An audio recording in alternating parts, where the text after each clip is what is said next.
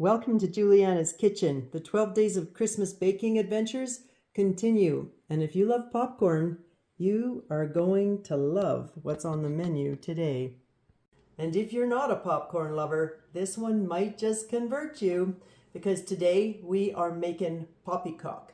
This is not caramel corn, kids. This is adult scale, a little more decadent poppycock. It's full of toasted almonds, toasted pecans, and it does have a kind of caramely-like coating, but it's got a touch of a chew, and it's lighter in color, and it's just got a little more sophisticated flavor. So if you like the sounds of this, you want to come along with me and play, hit that like button and subscribe, and I will show you how to make this delicious popcorn. Here's a quick snapshot of everything we're going to need. You want a nice heavy bottom pot, some cookie sheets at the ready when we're done, and for all the measurements of all the ingredients, I will have that in the description for you, but we want to have all this set to go before we turn on the stove. So let's get started. So on one of those cookie sheets, you want to roast 1 cup of pecans and 1 cup of blanched almonds. We're just going to pop those in the oven at 250 for about 5 to 10 minutes. Everyone's oven's going to be a little bit different, so err on the side of under toasted if you need to, if you're not sure. So 5 to 10 minutes, just check them at 5 minutes. You can kind of tell they start to smell toasty. If you're in doubt, take them out. Okay, and then the other ingredients we're going to need is some popcorn, fresh popped popcorn. If you have a dry air popper, that's perfect.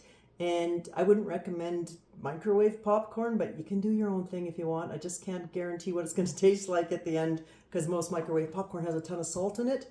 But if you want to know how to make your own popcorn, that's like a nanosecond video. So I'm just going to tell you, if you want to learn how to make it in a pot, you just want to use like a heavy bottom pot, good sturdy heavy bottom pot. Put about a 1/4 cup of coconut oil in the bottom is the secret that the movie theaters did back in the day to make it taste so good.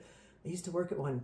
Anyway, 1/4 cup of coconut oil in the bottom of the pot, and then you probably need about 1/2 cup of popcorn kernels. Put the lid on. Make sure you have a bowl to put it on before you turn before you turn the stove on, and your oven mitts. And then stand there with your hands on the pot and just kind of move it around slowly in a circular motion, and it'll start popping in about 30 seconds. You want it on high heat too, by the way.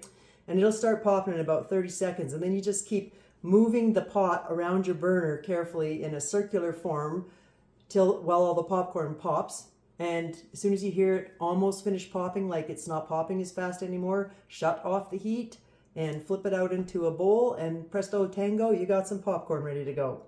For this recipe, we need 10 cups of that fluffy popcorn, and then we also need 2/3 a cup of white corn syrup. Some countries might call it light corn syrup, but 2/3 a cup. So our nuts are nice and toasted, and I'm actually going to transfer them back into a container just so it's easier to work quickly with them when everything comes together here after the syrupy coating is prepped. So let's get them in a container.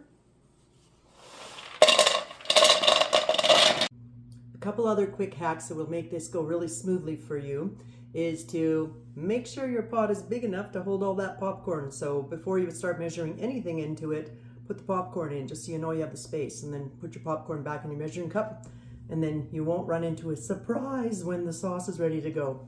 Another thing I like to do is I cheat and mark. Can you see I put that little arrow there? I mark on the thermometer with used a permanent marker. That's probably your best friend, some kind of marker. If you have one, mark what the temperature is you're going to. That way you don't have to be second guessing yourself when you're stirring away and lost in the zone, looking at the bubbles, and then all of a sudden, what temperature was it?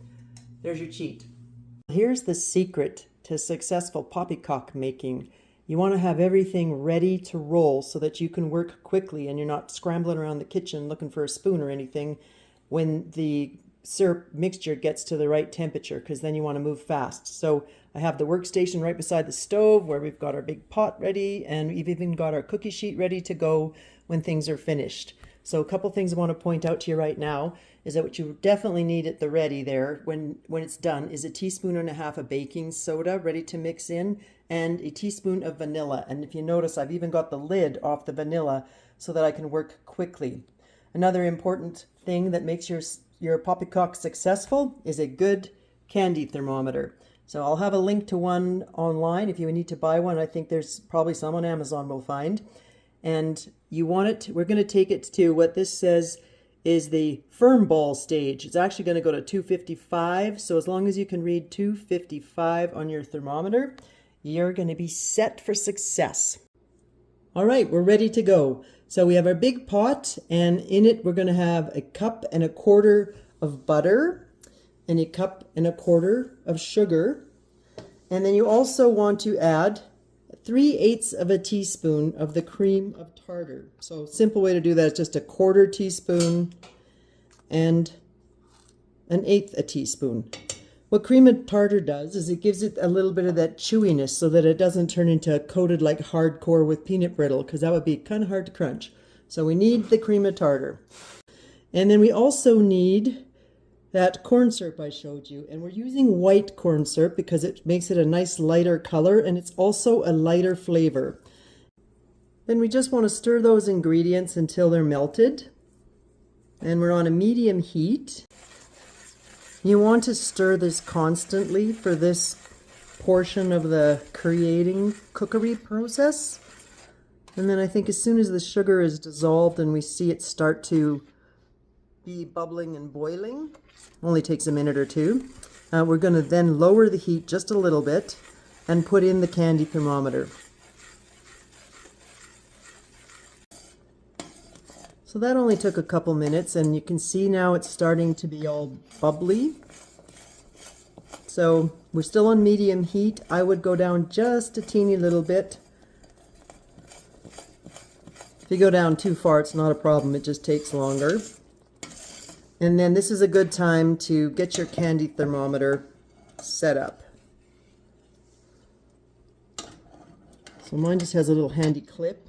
You want to set it so that it's touching the bottom of the pot. You don't need the thermometer to touch the bottom of the pot, like the actual bulb, just the metal casing it comes in.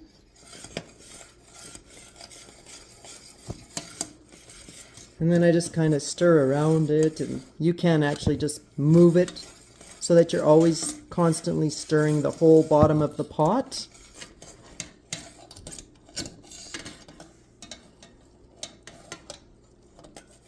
And keep an eye on it until it gets to 255, which is right between softball and hardball phase or stage. You can see it's getting bubblier and less yellow, more white and foamy. And you just want to keep stirring it right until it gets to that 255 mark. And we are there. I don't know if you guys can see it, but trust me. Okay, so turn off the heat, but keep it on the stove. Now let's add the teaspoon of vanilla and the 1.5 teaspoons of baking soda, and stir that in quickly as you can. And in go the nuts, and in go the popcorn, and then you just do your best to lift and scoop, get down there, kind of give it a little stir like that, but keep going down and bringing the spoon up and around like this. That'll be easier to coat it. This is not a stir in circles kind of thing. It's kind of go down, flip the spoon. Go down, flip the spoon. You can even turn the pot a little if you need to. But go down and grab some of that caramely sauce and come up. And just do this a couple times until it starts to get all nicely coated.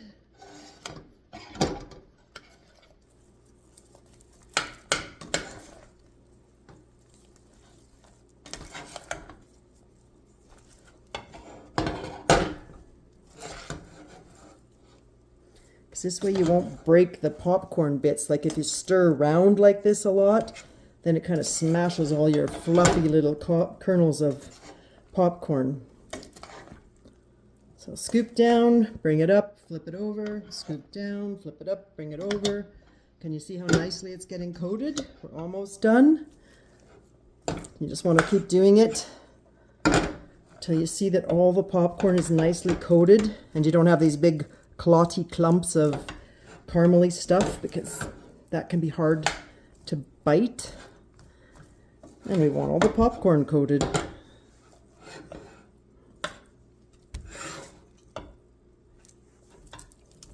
Okay. I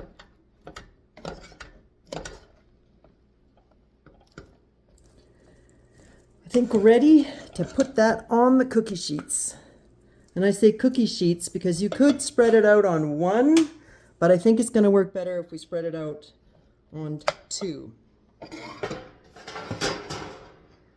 So even though my burner is a little hot, we don't have time to change the camera setup. So to show you, we'll be okay. I promise it won't burn. We're only doing this for a few minutes. But you want to spread it out on your cookie sheet, nice and thin. So like I was saying, you can see this is pretty loaded. So I am going to bring in another cookie sheet just so I can spread it nice and thin. It just makes it easier to break it up after and put it in your jar or bowl for how you're going to serve it. And there you have it. We only need to let it cool for about maybe 10-15 minutes, and then you can literally just break it with your hands into tasty little bite-sized pieces, which you can curl up on the couch with your new favorite snack and a good movie. Or these also make really awesome Christmas gifts packed in those pretty little bags. So there you have it. If you liked some of this Christmas cookery with me and you want to do some more, please subscribe and I'll see you on the next video. Thanks for watching Juliana's Kitchen. Have a great day.